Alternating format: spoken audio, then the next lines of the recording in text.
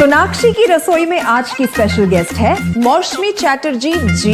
ये जी नहीं, मौसमी आंटी। ओके आंटी मौसमी, तो आज आप क्या बनाएंगी? मैं क्यों बनाऊं? मैं तो गेस्ट हूँ, आप बनाओ, हम खाएंगे। एक्टिंग में तो हिट हो, अब खाना बनाओ सुपर हिट। ठाट से बनाऊंगी खाना, है ना द बेस्ट एवरीडे मसाला। आओ बनाते हैं मसालेदार छोले।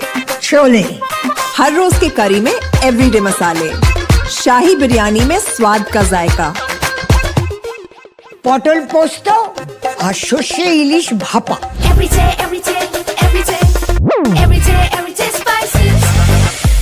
साफ मसाले, खुशबू और प्योर झाग, टेस्ट से भर दे हर जुबान पे स्वाद। एवरीडे मसाले, देश का स्वाद।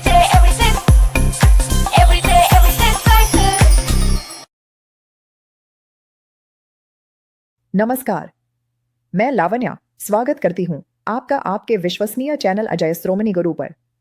हम यहाँ आपको कमोडिटी मार्केट की सबसे ताज़ा और सबसे सटीक अग्रिम एनालिसिस प्रदान करते हैं। आइए बात करते हैं कॉटन मार्केट की। 18 नवंबर को शाम के सत्र में उत्तर भारत के हाजिर कॉटन बाजार में थोड़ी नरमी दर्ज की गई। इस नरमी का मुख्य कारण है स्पिनिंग मिलों की तरफ से मांग में आई कमी। मिलों की सुस्ती का सीधा असर हाजिर कीमतों पर देखने को मिला। प्रमुख मंडियों के भाव पर नजर डालें तो पंजाब में रुई हाजिर डिलीवरी के दाम नरम होकर 5080 से 5200 रुपए प्रति मन के बीच बोले गए। पड़ोसी राज्य हरियाणा में रुई के हाजिर डिलीवरी के भाव 4960 से 4980 रुपए प्रति मन पर टिके रहे।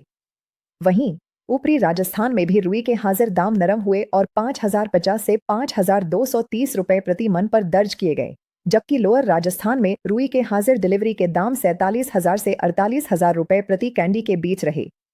इस बीच देश भर की मंडियों में कपास की आवक की बात करें तो कुल 86,800 गांठों की आवक हुई, जहां एक गांठ 170 किलो की होती है। व्यापारियों के आकलन के अनुसार विश्व बाजार में कॉटन के दाम अभी भी घरेलू बाजार की तुलना में नीचे बने हुए हैं। साथ ही cotton corporation of India (CCI) घरेलू बाजार में लगातार पिछले साल खरीदी हुई कॉटन बेच रही है। इस आसानी से उपलब्ध कच्चे माल के चलते स्पिनिंग मिलें हाजिर बाजार से अपनी खरीद सीमित मात्रा में ही कर रही हैं। सरकारी स्तर पर केंद्र सरकार ने कॉटन के आयात पर शून्य शुल्क की समय सीमा को 30 सितंबर 2025 से बढ़ाकर 31 दिसंबर 2025 तक कर दिया है। यह कदम घरेलू आपूर्ति को और मजबूती देगा।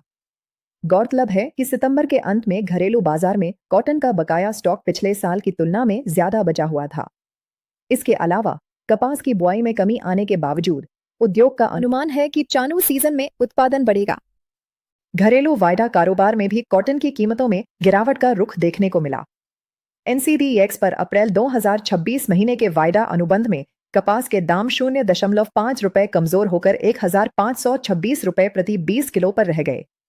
इसी दौरान MCX पर नवंबर महीने के वायदा अनुबंध में कॉटन के भाव 580 रुपए की बड़ी गिरावट के साथ 24,520 रुपए पर आ गए। हालांकि अंतर्राष्ट्रीय बाजार में ICE के इलेक्ट्रॉनिक ट्रेडिंग में कॉटन की कीमतों में हल्की तेजी आई।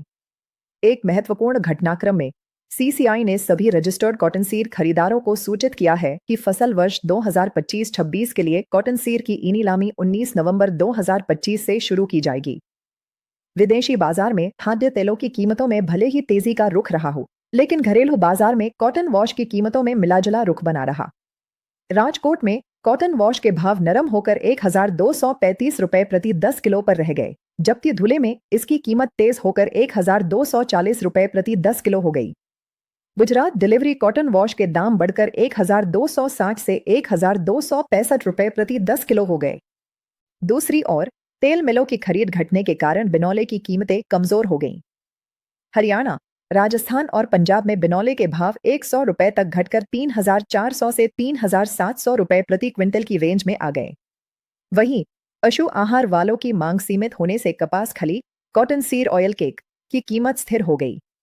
बीर में कपास खली की कीमत 3,220 से 3,350 रुपए प्रति क्विंटल पर टिकी रही और पिंपलगाव तथा बालानगर में रेगुलर क्वालिटी की कपास खली के भाव 3,175 रुपए प्रति क्विंटल पर स्थिर रहे। दोस्तों, कॉटन मार्केट में वर्तमान संकेतों के बावजूद आने वाले महीनों में एक बड़ा मूव देखने को मिल सकता है। क्या वह मूव तेजी की दिशा में होगा या मंदी की ओर? इस बड़े मूव की दिशा को पहले से समझने के लिए और अपने निवेश को सही समय पर समायोजित करने के लिए आपको अग्रिम एनालिसिस की आवश्यकता होगी। इसके लिए